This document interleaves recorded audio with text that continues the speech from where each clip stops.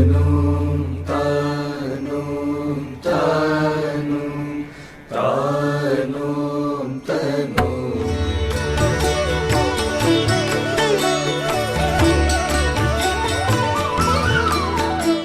నమస్తే, welcome to Rise and Shine. ప్రతి వారంలో కూడా ఒకరోజు మనం యోగా ధ్యానం గురించి స్వామి వివేకానంద చెప్పిన సూచనలు తెలుసుకుంటూ ఉన్నాం. ఈరోజు కూడా అదేవిధంగా ధ్యానంలో ఏ సబ్జెక్ట్ తీసుకోవాలి, అసలు ధ్యానాన్ని ఏ విధంగా ఆచరించాలి, ఎవరెవరు చేయాలి అన్న వివరాలు స్వామి బోధమయానంద మనకు వివరిస్తారు. ఈ ఎపిసోడ్ మిస్ అయిన వాళ్ళు, హెచ్ఎంటీవీలో మిస్ అయిన వాళ్ళు యూట్యూబ్లో కూడా చూడవచ్చు. మీరు పర్సనల్గా కూడా ఇది ప్రాక్టీస్ చేయొచ్చు. ఈ మంచి అవకాశాన్ని ఎవరైనా సరే వినియోగించుకోవాలని మరొకసారి కోరుతున్నాం. నమస్తే స్వామీజీ. స్వామీజీ, మనం ప్రతి వారంలో కూడా తెలుసుకుంటూనే ఉన్నాం. అయితే వివేకానంద చెప్పిన ధ్యాన సూచనల్లో ఈరోజు మీరు ఏ సబ్జెక్ట్ తీసుకుంటున్నారు? యోగ వేదాంత ధ్యాన ప్రణాళికని మనం ఆచరిస్తున్నాం. మరి దాని గురించి కొన్ని తరగతుల్లో యువకుల చేత లేక వీక్షకులకు ఎవరెవరు ఇంట్రెస్ట్ ఉందో వాళ్ళు మనం ప్రాక్టీస్ చేస్తున్నారని భావిస్తున్నాం. ఎందుకంటే ఈ యోగ వేదాంత అనేది వేలాది సంవత్సరాల నుంచి వచ్చిన ఒక మహా సాధనా కార్యక్రమం మనలో. దాన్ని కొంతమంది ఆచార్యులు, కొంతమంది యోగులు వేరువేరే దేశాల్లో, మన రాష్ట్రంలో వేరువేరే ప్రజలు, వేరువేరే ట్రెడిషన్స్, సాంప్రదాయాల నుంచి వచ్చిన వాళ్ళు, వాళ్ళ కుటుంబ సాంప్రదాయం ఉండొచ్చు, లేక వాళ్ళ కుల గురువు సాంప్రదాయం నుంచి వచ్చిన వాళ్ళు కొంచెం దాన్ని మార్పులు తెచ్చుకొని, కొంచెం దాన్ని మార్చుకొని వాళ్ళకి కావాల్సిన రీతిలో ప్రాక్టీస్ చేస్తున్నారు. బట్ అయితే ఈ రామకృష్ణ వివేకానంద వచ్చిందంటే ఆ ప్యూరిటీ ఆఫ్ మెడిటేషన్, యోగాన్ని వాళ్ళు మార్చకుండా దాన్ని ప్రత్యక్షంగా అదేవిధంగా సాధన చేయడానికి వారు మనందరికీ సూచనలు ఇచ్చారన్నమాట. ధ్యానం అసలు ఎందుకు, యోగం అసలు ఎందుకు అంటే మనం ఏది మర్చిపోయామో దాన్ని గుర్తు తెచ్చుకోవడానికి. అసతోమా సద్గమయ అంటుంది ఉపనిషత్తు. అసత్యం నుండి సత్యం వైపు వెళ్ళాలి. ఏది అసత్యం, మనది ఏది సత్యం అని ఇప్పుడు అనుకుంటున్నామో అది అసత్యం యాక్చువల్లీ. సో ఏది ఫాల్స్ అని ఏది మనం ట్రూత్ అని అనుకుంటున్నామో అది యాక్చువల్లీ మారిపోతూ ఉంటుంది ప్రతి క్షణం. మనస్సు అనేది ఏమిటి? ప్రతి క్షణం మారుతూ ఉంది. ఉదయం ఉన్న మనస్సు మధ్యాహ్నం లేదు, మధ్యాహ్నం ఉన్న మనస్సు సాయంత్రం ఉండదు, సాయంత్రం ఉండేది రాత్రి ఉండదు. It's a flux, up and down, ఒక వేవ్ లాగా, తరంగాల్లాగా, అలల్లాగా పైన కింద పైన తిరిగి వస్తూ ఉంటుంది, మారుతూ ఉంటుంది. It's not permanent. ఏది ఒక్కటి పర్మనెంట్? నాలో ఉండే ఆ తత్వం, నాలో ఉండే ఆత్మ. ఎప్పుడైతే ఆత్మ గురించి మనం మర్చిపోయామో భౌతికం ఇదంతా మనకి సత్యంగా కనబడుతుంది. సో సత్యం అంటే రామకృష్ణ పరమహంస ప్రశ్నిస్తారు, నువ్వు తోటకు వెళ్తావు, గులాబీ తోట సత్యమా లేక తోటమాలి సత్యమా? మ్యాజిక్ షోకి వెళ్తావు, మ్యాజిక్ షో సత్యమా, ఆ మెజీషియన్ సత్యమా? ఎవరికి అవగాహన లేదు, అంధకారం ఉందో, చీకటిలో ఉన్నారో వాళ్ళందరికీ మ్యాజిక్ షో సత్యం. చేస్తున్న వాడిని మర్చిపోతాం. మ్యాజిక్ షోని చూసి దాంట్లో ఆకులు, దాంట్లో పుష్పాలు, దాంట్లో జింకలు అవన్నీ స్టేజ్ మీద వచ్చేస్తుంటే సత్యంగా కనబడుతుంది. అది ట్రూత్ కళ్ళ ముందు కనబడుతుందిగా. బట్ ఎవరు చేస్తున్నారో ఎవరు గుర్తించరు. అదేవిధంగా తోటలోకి వెళితే, గులాబీ తోటలోకి, అది ఇవాళ గులాబీ ఉంటుంది, రేపు ఆడు అన్నీ పీకేసి మళ్ళీ తులసి వేయచ్చు. చేస్తున్నవాడు సత్యం. రామకృష్ణ అది మనందరికీ గోచరిస్తారు. దయచేసి ఆ దేవుడిని మర్చిపోకండి, ఆ పరమాత్మని మర్చిపోకండి. ప్రపంచం సత్యం కాదు, అది ప్రతిక్షణం మారుతూ ఉంది. సృష్టి అది ఒక్కటి మన తత్వం మర్చిపోయి వేరే దీనికి అన్నిటికీ వాల్యూ ఇస్తూ ఉంటే మన లైఫ్ వాల్యూ లెస్ అయిపోతుంది, కలర్లెస్ అయిపోతుంది. సో సడన్గా మీ బ్యాంక్ బ్యాలెన్స్ పోయింది. ఏది సత్యం? అది you are the truth. So మెడిటేషన్లో, యోగంలో ఆ ట్రూత్ఫుల్నెస్ వైపు వెళుతుంది మనస్సు. సత్యమేది, సత్యమేది, సత్యమేది, ఏది తత్వం అని అన్వేషణ, జిజ్ఞాస అంటారు. లోపలికి అది తవ్వుతూ లోపలికి వెళ్ళాలన్నమాట. బంగారం ఉందని తెలుసు, బట్ మట్టితో కలిసిపోయి ఉంది అది. సో తవ్వుతూ ఆ బంగారం భూమి లోపలికి 10 అడుగుల లోపల ఉండొచ్చు, లేక 100 అడుగుల లోపల ఉండొచ్చు. ఈ ప్రదేశంలో నూనె ఉండొచ్చు, ఆయిల్ ఉండొచ్చు, బట్ మనకు తెలియదు. అది ఆ భూమి ఒక దీని వల్ల కలిసిపోయింది. So I have to go deeper and deeper. Ramakrishna ఒక పాటే పాడేవారు, dive deep O my mind, డూబ్ మన్ రూప్ షాగోరే. బెంగాలీ పాట పాడేవారు. కుబీర్ అనే బెంగాలీ సంత పురుషుడు ఉండేవాడు. ఆయన పాడేవాడు, ఓ డుబు మన్ రూప్ షాగోరే, ఓ మనసా లోపలికి మునిగిపో, డైవ్ డీప్ అండ్ డూబ్ అంటే మునిగిపోవాలి, స్విమ్మింగ్ లాగా డైవ్ చేయాలి. ఎక్కడికి? రూపసాగరం. భగవంతుడు ఒక అద్భుతమైన సాగరం, అది ఆనందం సాగరం, అందమైన సాగరం. ఆయన అలంకారం చూస్తూ ఉంటే వెంకటేశ్వర స్వామిది వేరేనే మనం ఇది చేసి అదే భావంతో ఎంత ప్రేమ కలుగుతుంది. కృష్ణుడిది రూపసాగరం. అదేవిధంగా రామకృష్ణులు చూస్తూ ఉంటే ఆ భావంతో ములిగిన విగ్రహాన్ని మనం ఇది చేస్తాం. దుర్గామాతను చూస్తే ఆ భావం కలుగుతుంది ప్రతి అది దీన్ని మనం హృదయంలోకి తెలుసుకోవాలి. అంటే ఈ కలియుగంలో మన వర్తమాన సమాజంలో ప్రాబ్లం ఏమిటంటే మన మనస్సంతా, మన ఎనర్జీ, తర్వాత మన కోరికలు, మన టైం అంతా కడుపు మీదే పెడుతున్నాం. కలియుగే అన్నగత ప్రాణం అంటారు రామకృష్ణ. కలియుగంలో ప్రాణం అంతా కడుపు మీదే ఉంటుంది, అన్నం మీదే ఉంటుంది. ఉదయం ఏమి తినాలి, మద్యం ఏమి తినాలి, మంచిదే, బట్ అదేనా అని ప్రశ్నించుకోవాలి. మెడిటేషన్లో ఆ ప్రశ్నకి ఆన్సర్ దొరుకుతుంది. లేదు, కడుపు ఏది కాదు అంటే కడుపు లేక మన నాభి ఈజ్ ఇండికేటింగ్ మూడో చక్రం యోగంలో. మూలాధార, మణిపుర, స్వాదిష్టానం నాభితో ఆగిపోయింది. సో కోరికలన్నీ ఒక నాభితోనే నాభి అంటే కోరికలు అన్నమాట, కడుపు నింపుకోవడానికి, సుఖం, ప్లెజర్. కమలం ఒక మొగ్గ, ప్రతి దీని కింద ఒక చిహ్నం, యోగంలో చిహ్నం ఉంది. ఎవరి చక్ర ఒక కమలంలాగా, వికసించిన కమలం లేక మొగ్గలాగా ఉండే కమలం. యోగం ద్వారా ఏమవుతుంది, వికసిస్తూ పువ్వు పెద్దదవుతుంది, ఆకాశం వైపు తిరుగుతుంది. అప్పుడు దుందుబిలు వచ్చి తేనె తాగుతాయి. మనం అందరం వెళ్ళి చూస్తాం, పద్మమో లేక లిల్లీ. ఇప్పుడు నార్మల్ మ్యాన్కి ఏమవుతుంది, యోగం లేదు, ధ్యానం లేని వాడికి ఆ మొగ్గలు ఇలాగ ఉండేదానికంట వంగి ఇలాగ ఉంటాయంట. అంటే ఎనర్జీ లెవెల్ అంతా శరీరం మీదే, వాసనల మీదే, కామవాంఛనల మీదే. సో ఎనర్జీ అంతా బై ద టైం 60-70 అయిపోతాడు. ఇంకెప్పుడు యోగం చేసి ధ్యానం చేసి పళ్ళు రాలిపోతాయి, కళ్ళు కనపడవు. అప్పుడు యోగం చేస్తే ఉండే ఇది కూడా స్టెబిలిటీ పోయింది. దుగ్ధదోహ నిరింద్రియ, అంతా ఎనర్జీ అంతా పోయింది. సో చిన్న వయస్సు నుండి డలైలామా గారు ఒక అద్భుతమైన మాట అంటారు. మన భారతదేశ యువకులకి 8వ సంవత్సరం నుండి ఈ ధ్యానము, యోగం నేర్పిస్తే భారత సమస్యలు ఇంత గంభీరంగా ఉండేవి కాదేమో అంటారు డలైలామా. ఆయన అబ్జర్వర్, ఆయన గెస్ట్ లాగా దేశంలో ఉండారు. చాలా చక్కటి మాట అది. నేను ఎన్నోసార్లు ఆలోచించాను, ఎందుకు ఆ ట్రైనింగ్ పిల్లలకి ఇవ్వటం లేదు. ఎప్పుడూ మెటీరియలిజం, వాళ్ళకి ఐప్యాడ్లు, వాళ్ళకి ఇవి ఇచ్చేసి మనస్సుని టైట్ చేస్తున్నారు. సో మెడిటేషన్ ఏమవుతుంది, కడుపు నుండి మనస్సుని విల్ పవర్ యూస్ చేసుకొని ఒక జపం ద్వారానో, ధ్యానం, ఒక మంత్రం ద్వారానో, లేక ఒక పాట, భజన, ఒక తత్వం, ఒక ఇష్ట మంత్రం, ఇష్ట రూపం, దాన్ని మానస పూజ చేయాలి, హృదయంలో పెట్టాలి. హృదయం అంటే 4వ చక్రం, అది అనాహత చక్రం. This is a seat of devotion. Ramakrishna ఎవరో ప్రశ్నించారు, ఎక్కడ ధ్యానం చేయాలి కాన్సన్ట్రేషన్, భ్రూ మధ్యలోనా మీ హృదయ మధ్యలోనా అని. మాట రామకృష్ణ చెప్పేవారు, దయచేసి భక్తులు అనేవారు, సాధారణ మనుషులు అనేవాళ్ళు హృదయంలో ధ్యానం చేయండి. ఇది విష్ణు క్షేత్రం. ఈ భ్రూ మధ్య అనేది శివక్షేత్రం, 3వ కన్ను. ఇది డైరెక్ట్గా వెళ్ళిపోతే ఇది సామర్థ్యం లేకుండా తలనొప్పి వస్తుంది, మైగ్రేన్ వస్తుంది, కొంచెం బుర్ర వేడెక్కుతుంది. సో ఇక్కడ ఉంటే నీ భావాల్ని పరిశుద్ధం చేసుకొని ఒక దేవాలయం వెళ్ళేలాగా మీ హృదయంలో 6 ఇంచులు గొంతు నుంచి కిందకి, 6 ఇంచులు నాభి నుండి పైకి. ఇది స్పిరిచువల్ సెంటర్. దీని మీద ఇక్కడ కాన్సన్ట్రేట్ చేయాలి. అందుకే నమస్కారం కూడా మనం ఇలా చేస్తాం, ఇలా చేయము, ఇలా చేస్తాం. ఇక్కడ అంటే ఇక్కడ నుంచి ఆ వేవ్స్ నీ దగ్గరికి వెళుతున్నాయి, భగవంతుడిని ఇక్కడ నీ ఆహ్వానిస్తున్నాను. సో ఇక్కడ ఈ హార్ట్ సెంటర్లో మెడిటేట్ చేయడానికి మైండ్ని హయ్యర్ లెవెల్కి పెట్టాలి. అందుకే అర్జునుడిని శ్రీకృష్ణుడికి అర్జునుడు ప్రశ్నిస్తాడు, స్థితప్రజ్ఞ లక్షణ అంటే ఒక చక్కటి మనస్సు ఉండేవాడు, జ్ఞానం ఉండేవాడు, అతని హావభావాలు ఎలాగుంటాయి. శ్రీకృష్ణుడు వెంటనే అంటాడు, ఆత్మన్యేవాత్మనా తుష్ట స్థితప్రజ్ఞస్తదోచ్యతే. ఎవరు ఆత్మతోనే అతను సాటిస్ఫై అయ్యాడో అతను స్థితప్రజ్ఞుడు. మెడిటేషన్లో ఆ స్థితప్రజ్ఞ అంటే ఒక యాంకర్ చేసినట్టు, ఒక పెద్ద ఓడకి యాంకర్ అది కట్టిపెట్టినట్టు అక్కడే ఉండాలి. అది ఇటువంటి ఇంకా ప్రపంచంలో ఇది నీళ్ళ మీద ఉంటుంది, నీళ్లు ఓడలో ఉండదు. ఓడ ఎక్కడ ఉండాలి, పడవ నీళ్ళ మీద ఉండాలి. నీళ్లు పడవలో ఉంటే అది సంథింగ్ రాంగ్, అంటే నువ్వు మునిగిపోతున్నావు అని అర్థం. సో ప్రపంచంలో ఉండు, ప్రపంచం నీలో ఉండకూడదు అంటే రామకృష్ణ సూచిస్తారు. మెడిటేషన్లో అది ప్రాక్టీస్ అవుతుంది. సో మెల్లిమెల్లిగా మనం ప్రపంచిక ఆలోచనలన్నీ మానేసి డైరెక్ట్గా దేవుడి దగ్గరికి వెళ్ళి కూర్చుంటే ప్రశాంతత. హృదయ కమల మధ్యే రాజితం నిర్వికల్పం ఒక ధ్యాన శ్లోకం ఉంది. హృదయ కమల, లోటస్ ఆఫ్ ది హార్ట్, అక్కడ వికసించిన తర్వాత సెంటర్లో మీ ఇష్టదేవతని కూర్చోబెట్టండి, ఆయనతో పాటు ఉండండి, ఆయనతో పాటు పడుకోండి. అక్కడ you are free as a child.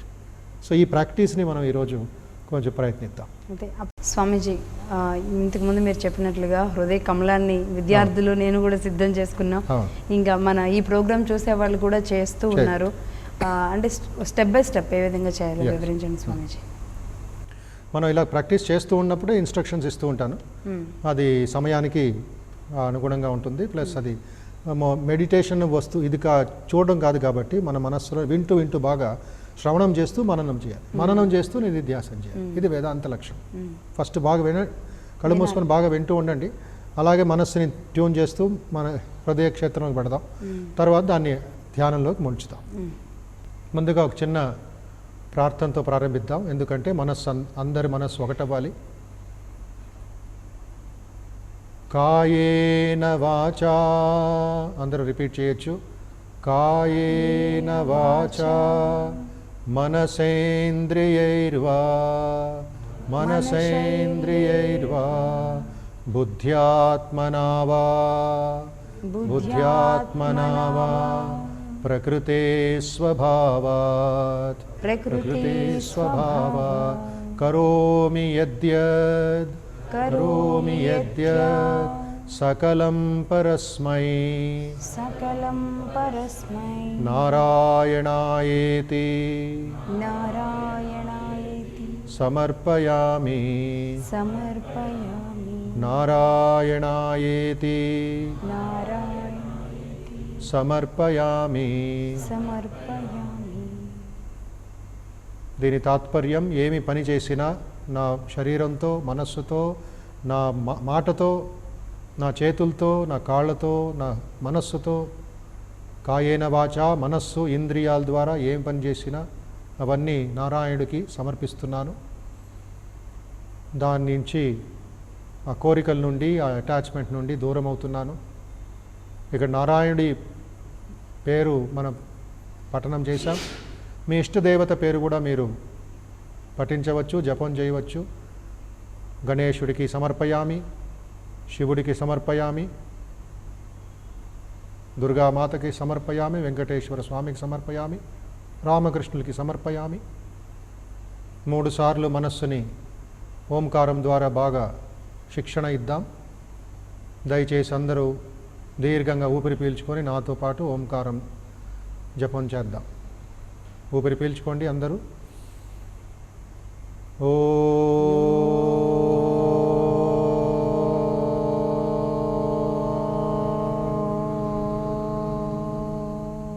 Full ఏకాగ్రతతో జపం చేయండి.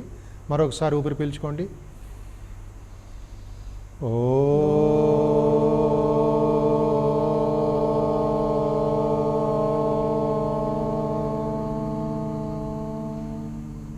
మరొకసారి ఇంకొంచెం ఏకాగ్రత పెంచుకోండి. ఊపిరి పీల్చుకోండి. ఓ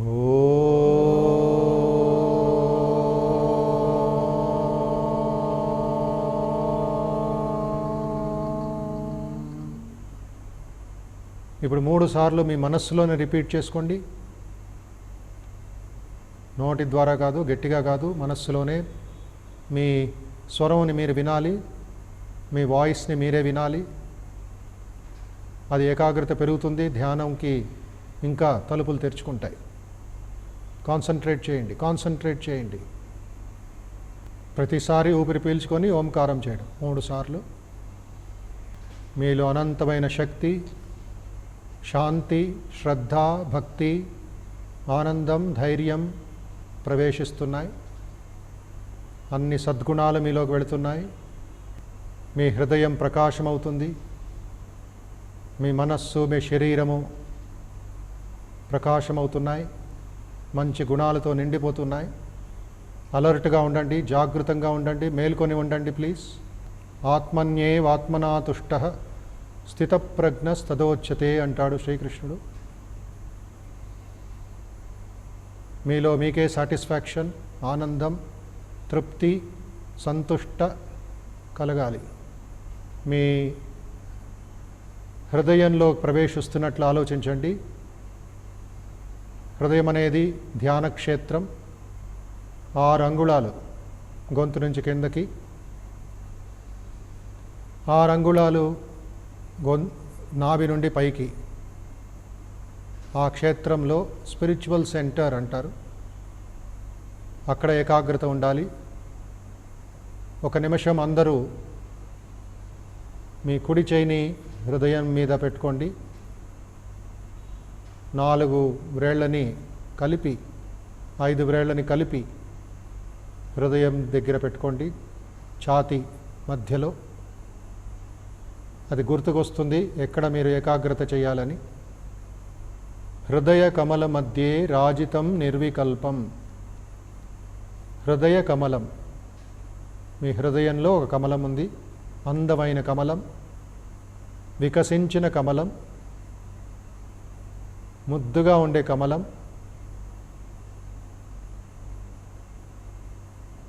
ఆ కమలం ఒక ప్రకాశం, చీకటినంతా దూరం చేసింది. సూర్యుడి కిరణాలు, సూర్యనారాయణుడి కిరణాలు, ఆయన తేజస్సు మీ హృదయంలోకి వెళుతుంది. కమల రెక్కలు తెరుచుకున్నాయి. మీ ఇష్టదేవతని ప్రార్థించండి. దేవీ రూపమైనా, దేవత రూపమైనా, లేక ఆత్మభావంలోనైనా మీ హృదయంలో ఉన్నారని బాగా ఫీల్ అవ్వండి. మానస పూజ చేయొచ్చు మీ హృదయ కమలంలో. ప్రకృతి వికృతి శూన్యం నిత్యమానందమూర్తిం అంటాం. ఏమి మోడిఫికేషన్స్ లేవు, వైపరీత్యాలు లేవు, ప్రశాంతంగా ఉంది మీ మనస్సు, మీ హృదయం. అలలు లేవు, గొడవ లేదు, దౌర్బల్యం లేదు.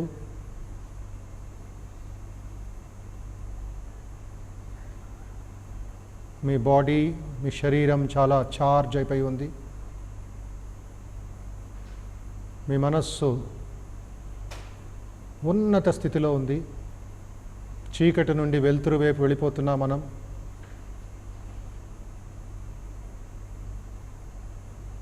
మీ హృదయంలో ఉన్న ఇష్టదేవతకు నమస్కరించుకోండి.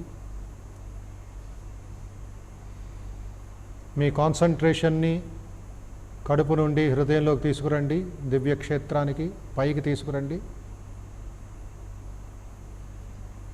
పూలు పండ్లు అర్పించండి, నైవేద్యం చేయండి. మానస పూజ అంటారు వేదాంతంలో. విమల పరమహంసం రామకృష్ణం భజామ్యహం. విమల పరమహంస అయిన రామకృష్ణులకి మనం భజిస్తున్నాం, పూజిస్తున్నాం, భజన చేస్తున్నాం, ప్రార్థన చేస్తున్నాం. పంచదార నీళ్ళల్లో తన్మయమైనట్లుగా, కలిసిపోయినట్లుగా మన హృదయంలో ఉన్న దేవుడితో మనం కలిసిపోయాం.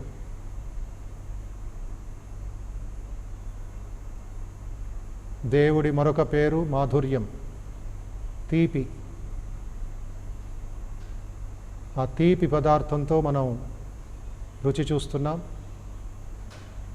మనస్సంతా తీపి అయిపోయింది. ఆరతి చేయండి, జపం చేయండి బాగా హృదయంలో. దేవాలయంలో కూర్చున్నట్లుగా ఆలోచించండి. ఇతరుల కోసం ప్రార్థన కూడా చేయండి. అదేవిధంగా మీ ప్రేమ భావాన్ని అందరితో పంచుకోండి. ఈర్ష్య, ద్వేషం, క్రోధం, కోపం ఇవన్నీ తొలగిపోతాయి, అవన్నీ బూడిదవుతాయి. మనం డిలీట్ చేస్తూ ఉండాలి.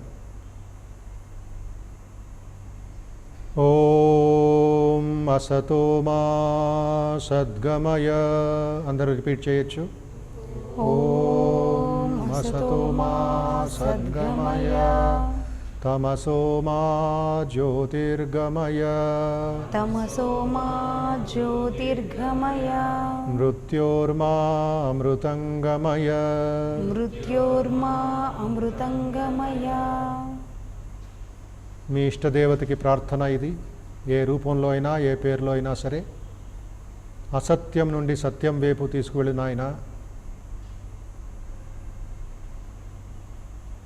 అజ్ఞానం నుండి జ్ఞానం వైపు తీసుకువెళ్ళిన ఆయన, మృత్యు భయం నుండి అమృతత్వానికి తీసుకువెళ్ళిన ఆయన,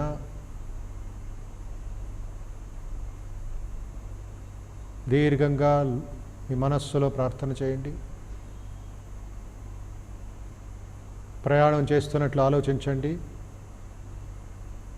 శూన్యం నుండి ఉన్నత స్థితికి, సున్నా నుండి ఉన్నత జ్ఞానానికి, మృత్యువు నుండి అమృతత్వానికి, ప్రశాంతత, ఆనందం ఆనందం ఆనందం. మనస్సులో ఎన్నో గ్రంథులు ఉంటాయి, ముడులు ఉంటాయి, వేరే కోరికలు, కాంప్లెక్సెస్ ఉంటాయి. వాటి నుంచి మనం దూరం వెళ్ళాలి. మీలో అనంత శక్తి, అనంత శాంతి, పరమభక్తి ప్రగాఢంగా విశేష రూపంలో ఉన్నట్లు ఆలోచించండి. యద్భావం తద్భవతి. ఏ విధంగా ఆలోచిస్తారో అది అలాగే తయారవుతారు. ఓం శాంతి శాంతి శాంతి. ఓం శాంతి శాంతి శాంతి. హరి ఓం. హరి ఓం. హరి ఓం. హరి ఓం. హరి ఓం. తత్సత్. హరి ఓం తత్సత్. శ్రీరామకృష్ణార్పణమస్తు. శ్రీరామకృష్ణార్పణమస్తు. లోకా సమస్తా సుఖినో భవంతు. లోకా సమస్తా సుఖినో భవంతు.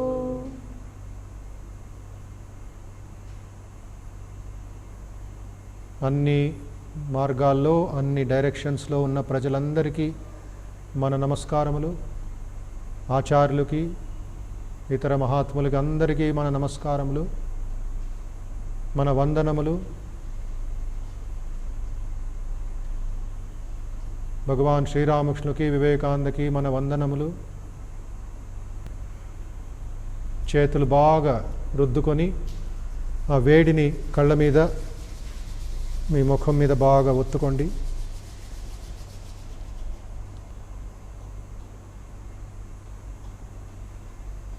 స్వామీజీ, ఇది మనసు పూజ. చాలా అంటే మనకి మనంగా మన ఆత్మని మనం మన ఇష్టదేవతగా దాన్ని ఊహించుకోవడం.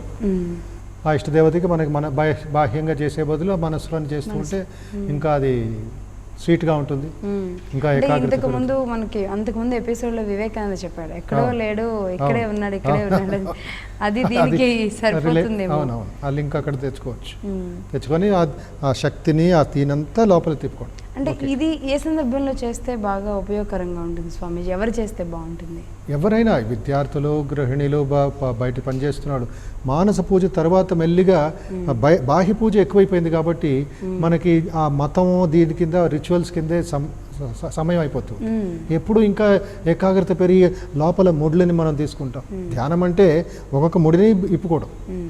కామం అనే ముడిని, క్రోధం అనే ముడిని. అంటే బాహ్య పూజ చేయట్లేదే అని ఫీల్ అయిన